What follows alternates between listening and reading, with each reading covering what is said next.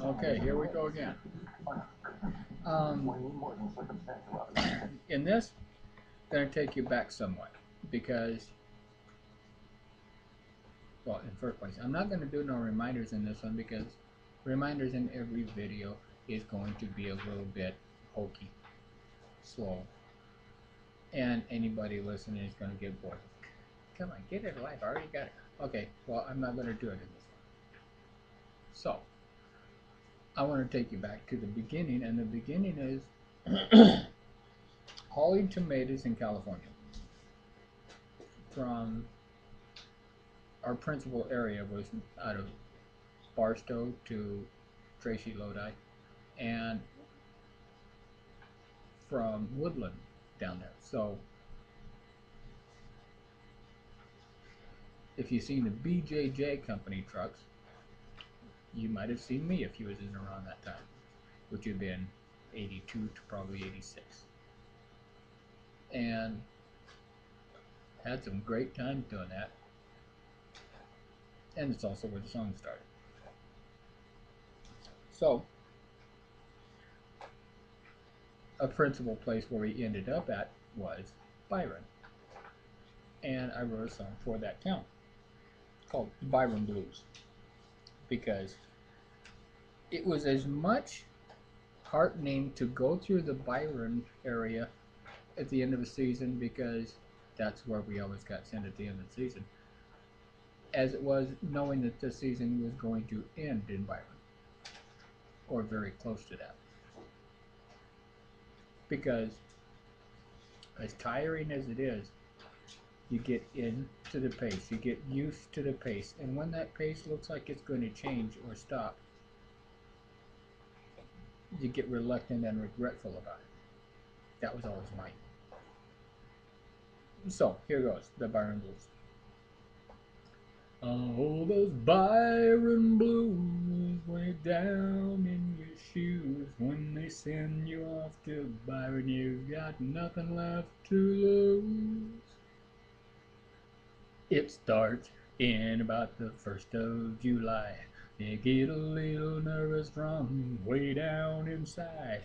You start drinking coffee like it's going out of style. There's a sickness coming on and it's driving you wild. It's a fever, a driving fever, taking hold of the better part of me. I start drinking coffee like it's going out of style.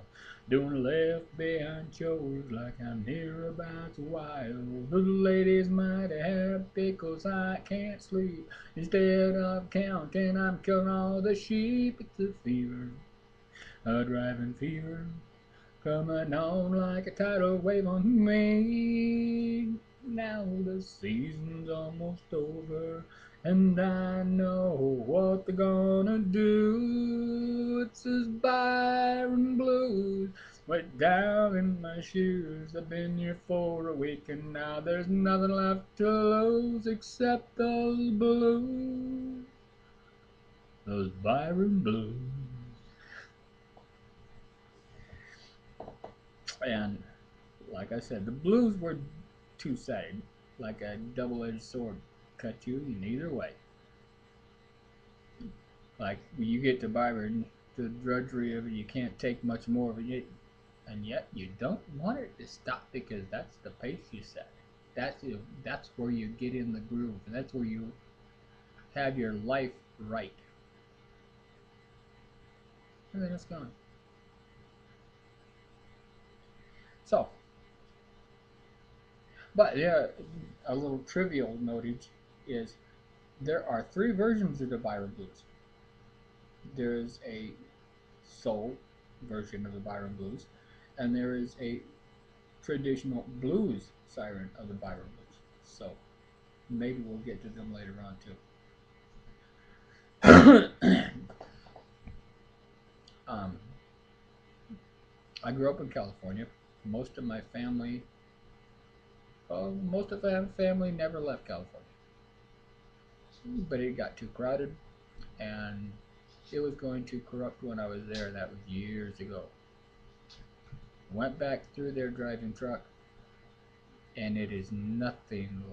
Well, the analogy that you can't go home again works, and works very well there, because it is not home, not anymore. It is so crowded in California that I don't see how people breathe in California. And I long for open places. So, here I am in South Dakota, the place of drunk presidents and stoned horses. And let's face it, more people rush here to give sanctuary to drunken presidents that are stoned than you will ever see in your lifetime. That's according to Rushmore.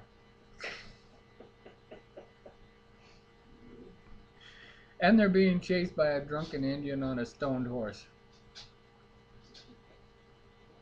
They are party and hardy. I'm not kidding. They're having a good old time. But what can you expect out of that? Anyways, I have a lot of fun in South Dakota. My season starts hauling gravel in the Mitchell area. I don't know where it's going to end up at, but that gets to be a kick too.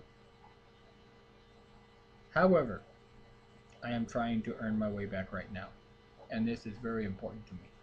So I hope you see some things that you like, and I hope I don't bore you so badly that you turn me up and don't turn me back on.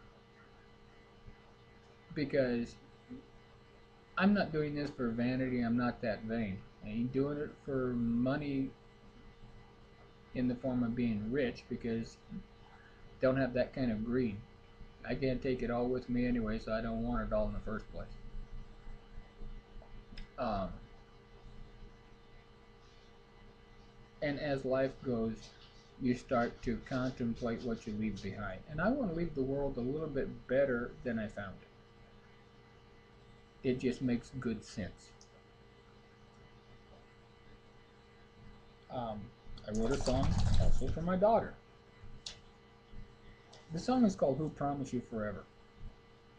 And it was strictly coincidental that it turned out this way, because I had been out on the road probably a week, working on this and working on this and working on this. And when I got back, she had gone to Job Corps. And when she was in Job Corps, she met a young man. And I had just finished a song about a young man she might meet. So, I could not have asked for better timing, and I wish things had gone a different way. But they didn't. Turned out this way. So I'll give you Who Promised You Forever, and I hope you like it. My daughter came in and she sat there by me. She said that there's someone I want you to meet. I know you're gonna like him, he's special to me. And would you please not embarrass me? He promised me forever, you'd be there all my life. I will never hurt, and no more will I cry. He'll provide for me, I'll not want for anything. Now isn't that worth your remembering? Oh, who promised you forever? So powerful he must be to wipe away all your pain. And can he part the sea? We'll have bad times, so the happy may be seen. You will have your showers for flowers in the spring. He promised you forever to take you from me. He promised you forever, can't deliver anything. God is forever, covers all eternity. He promised you forever, can't deliver anything. I know that hurt, but better a little pain than to leave home for a lie. Maybe never try love again. He promised her forever to take her from me. He promised her forever. Can't deliver anything. God is forever, covers all eternity. He promised her forever, can't deliver anything. Oh, he promised her forever, can't deliver anything. And sadly, it turned out just that way. But we met the man initially at Job Corps, and well, it didn't go well. But she has 3 grandkids. My grandkids. She has 3 kids living with her right now, and one is away. I have another one by my son that I have not seen, and I want to someday, unless I get my debts cleared up. Many of these things just don't happen. So I am really heartfelt trying to earn my way back. This is important. And what am I doing when I'm not doing this? Well, I've been shoveling snow the past few days. Been doing whatever work comes around. Been driving in the season.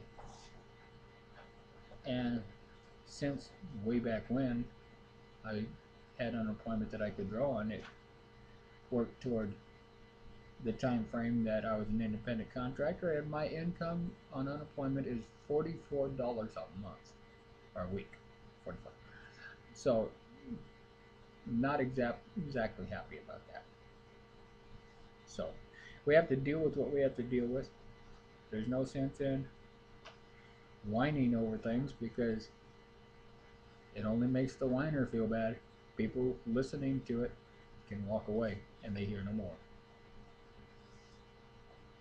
So that is where we stand. And